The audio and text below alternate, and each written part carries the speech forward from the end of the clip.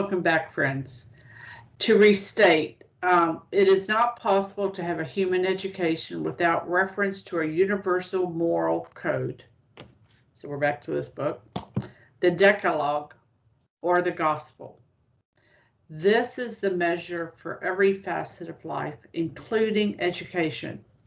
Naturalism, secularism, evolutionaryism, call it what one will.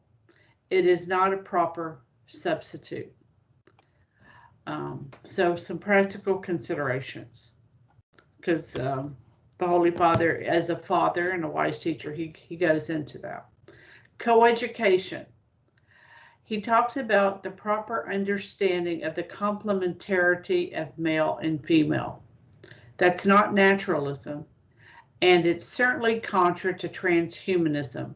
Right. And I think the flashpoint here, I know it was part of a special session, is this business about men participating, biological men participating in women's sports.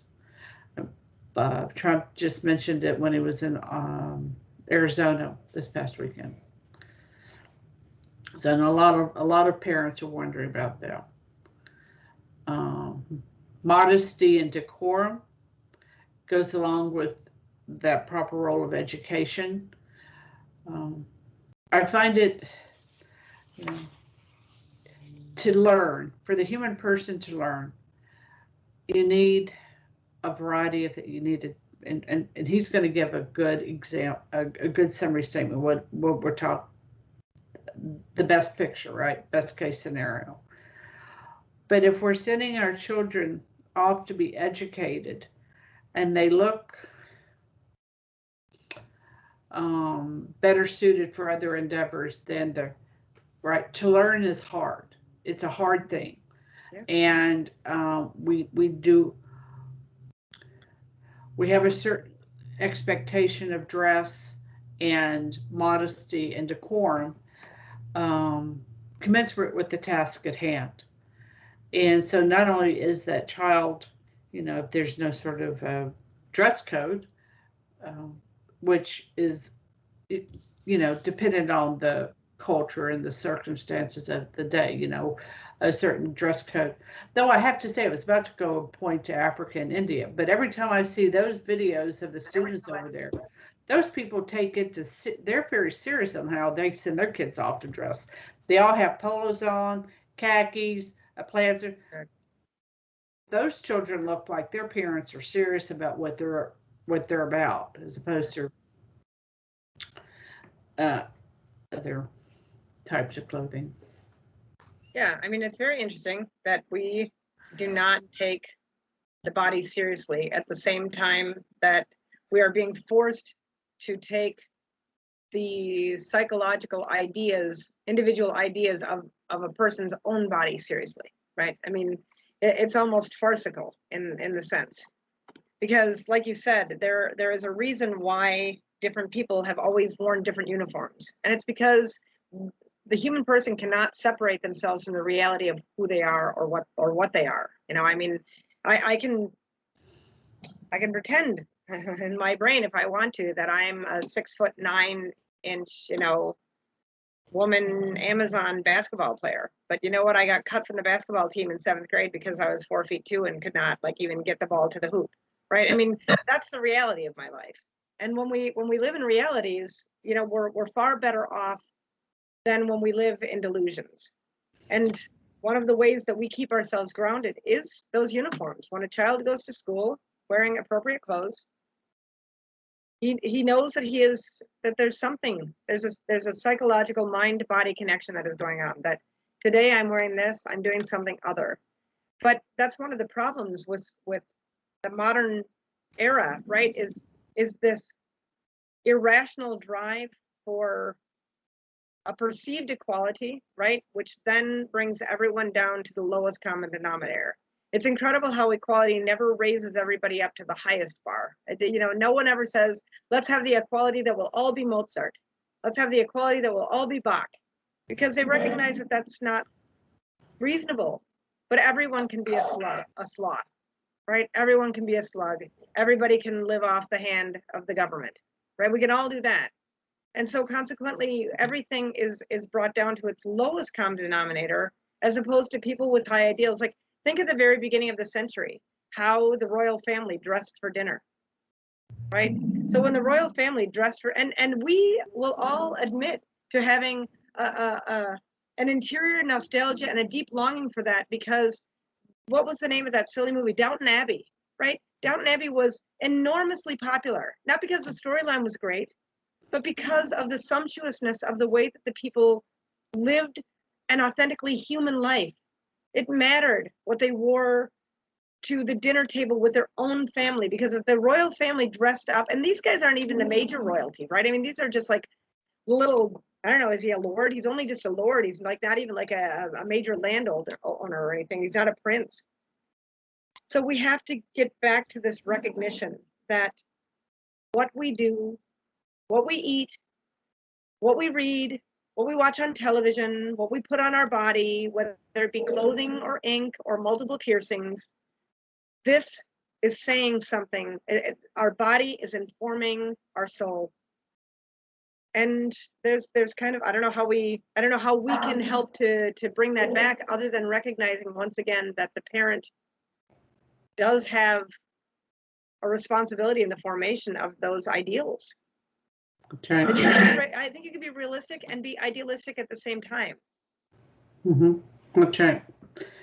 Pius XI goes on to warn, and he's encouraging education of proper patriotism, and he's warning in 1929 the advances of socialism.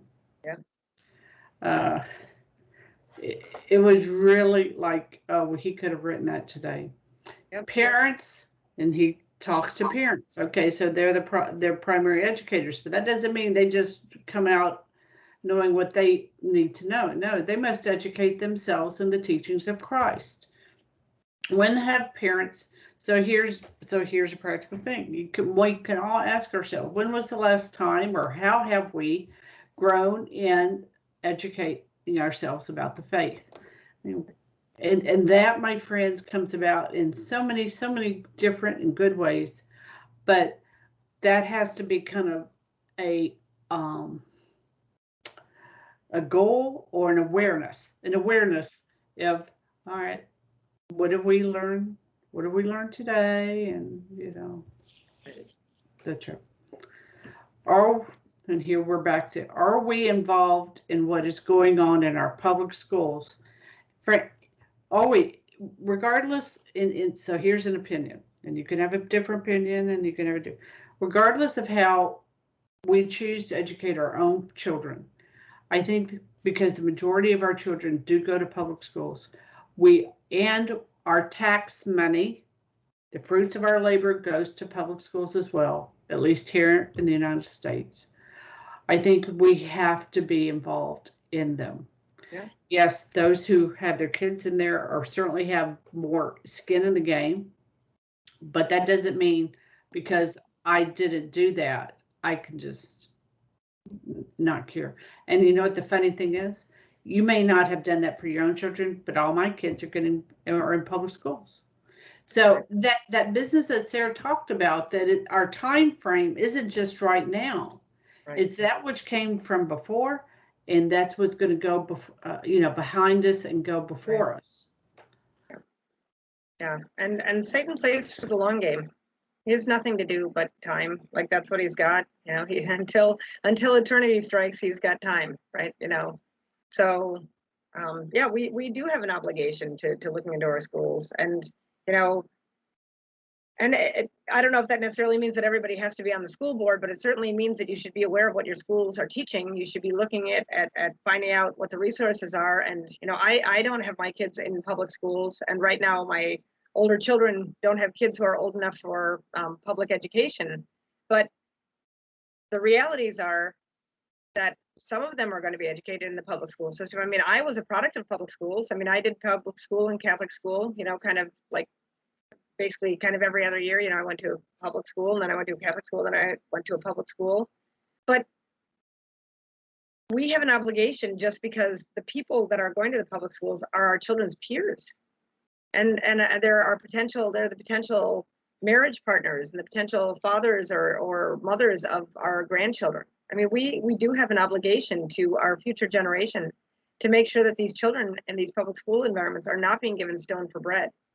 And frankly, I mean, you can see it. I mean, maybe the sleeping giant is starting to wake up right now, that the conservatives who are just, you know, generally content with their lives are starting to wake up and finding that while they were just content with their own lives and happy in their complacency, that the communists and the Marxists have been playing a very, very long game.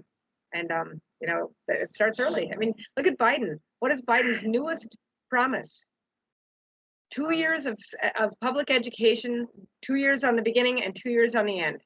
So he's literally saying that children should be under public educations underneath the tutelage of the state from the time that they're 3 until the time that they're 20.